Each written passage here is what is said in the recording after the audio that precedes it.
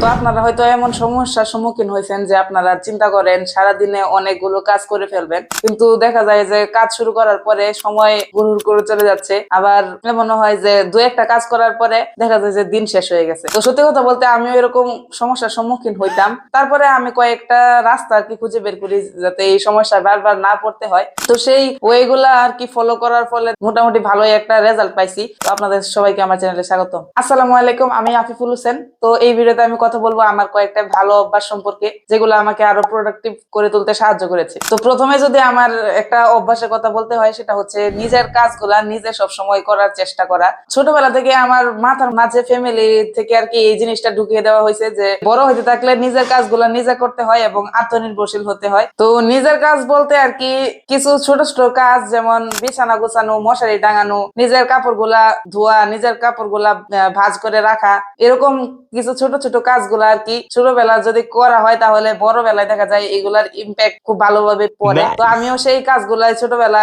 করছি এবং এখন দেখা যায় যে সব কাজই আমি করার চেষ্টা করি। তো এরপরে যদি আপনাদেরকে আরেকটা কথা বলি, সেটা হচ্ছে সকালে তাড়াতাড়ি ঘুম থেকে উঠার অভ্যাস করা। তো সকালবেলা উঠা ফজরের নামাজ পড়ে একটু হালকা ব্যায়াম ট্যায়াম করি, তারপরে পড়াশোনা করার পরে কাজে নামা পড়ি। মানে কাজ বলতে গেলে আমার আর কি টুকটাক যেই এডিটিং এর কাজ আর সারাদিনের নিজের যে কাজগুলো আছে সেই কাজগুলাই আর কি। তো এরপরে আরেকটা জিনিস হচ্ছে টু ডু লিস্ট করা, যে আজকে সারাদিনে আপনার কি কি কাজ আছে। তো দেখা যায় যে আমার সারাদিনে তো এই কয়েকটা কাজই, আমি সেই কাজগুলাকে মানে সুন্দরভাবে সাজে ওয়ান বাই ওয়ান লিখে রাখি, যে সিরিয়ালি আর কি লিখি যে কোনটা আগে করবো কোনটা পরে করবো। এতে করে দেখা যায় যে কাজগুলা গুছানো হয়, এলোমেলো হয়ে যায় না। এলোমেলো হইলেই কিন্তু টাইম নষ্ট হইতে থাকে। তো টু ডু লিস্ট করলে সিরিয়ালি কাজ হয়, সময় খুব কম খরচ হয়। তো টু ডু লিস্টের একটা একটা কাজ করি আর আমি টিক চিহ্ন দেই যে কাজটা শেষ হয়ে গেছে। তো এরপরে আমি আরেকটা কাজ করি, ওই যে টু ডু লিস্টের মতোই আর কি, যে সারাদিনকে যেই কাজগুলো আছে সেই কাজগুলোর অনুপাতে আর কি সারাদিনকে আমি